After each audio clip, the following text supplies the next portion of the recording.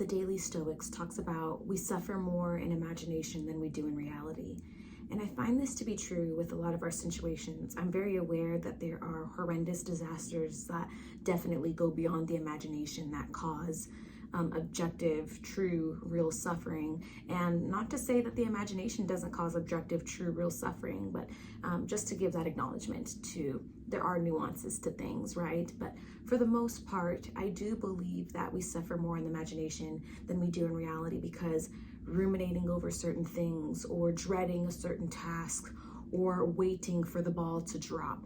And I really enjoy minimizing my suffering. So I am definitely a very mindful person and try to take every moment as a separate thing versus having my mind skip ahead to the next while my body's in the present moment. So one thing that I really like to do in the morning is not answer phone calls before a certain time, because I don't want to deal with anything disruptive, even if it is deemed urgent or somebody is dealing with something that is upsetting. Of course, gauge the situation and be there for people even outside of your normal hours if it is that serious. But I try to really not let people take advantage of me, not let people take away from the moments that I have to myself. So my morning consists of me time and really paying attention to myself. For example, this morning, I woke up and just really looked out the window and absorbed that moment and just gave gratitude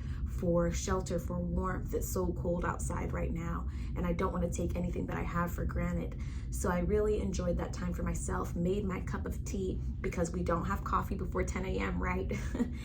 Made my cup of tea and went outside in the cold with my robe and just really absorbed and thought about the gratitude to be able to have this hot cup of tea due to what I wanted and what I wanted to do for myself, and taking that moment to feel the coolness of the outside with the hotness of the cup in my hand.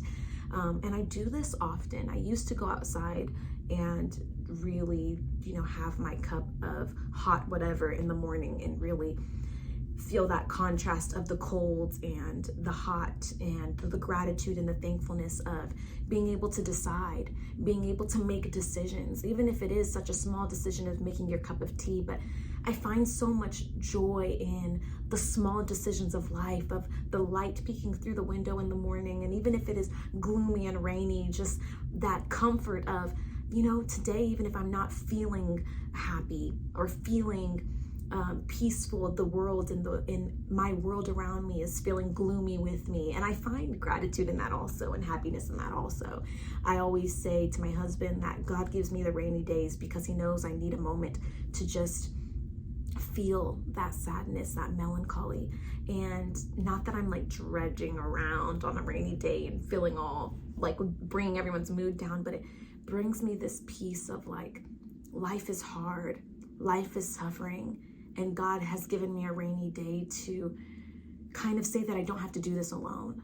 And just reframing thoughts constantly and being present in those moments constantly is something that I try to do often. There's a saying that goes, well, not a saying, it's a Bible verse that says, to the happy heart, every day is a continual feast, but to the despondent, it's not. And I may be paraphrasing, but that's the essence of the verse. And I really feel like I try to have a heart of gratitude and take in account every single moment, because I always say, God, please don't let me wait until it's gone for me to realize what I had. And most of us have to go through loss before we experience gratitude.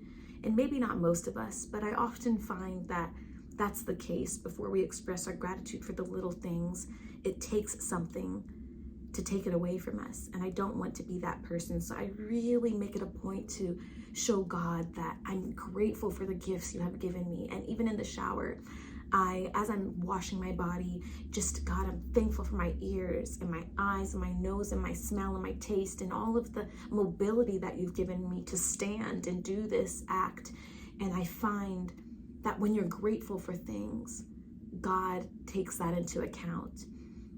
And when you take care of your things, it makes you feel like you have a sense of control. And maybe I'm a control freak, and this is why that I am so mindful and present, because I want to be able to feel like I am utilizing what God has given me, feel like I am utilizing the life that God has given me in every moment, from when I go to bed to when I wake up. And that's why I make my bed in the morning, because I love the sheets that I picked out. I love the comfort and the home that God has given me. That's why I clean my sink and my dishes, because each dish is something that I can utilize to nourish my body and cook and assemble a meal.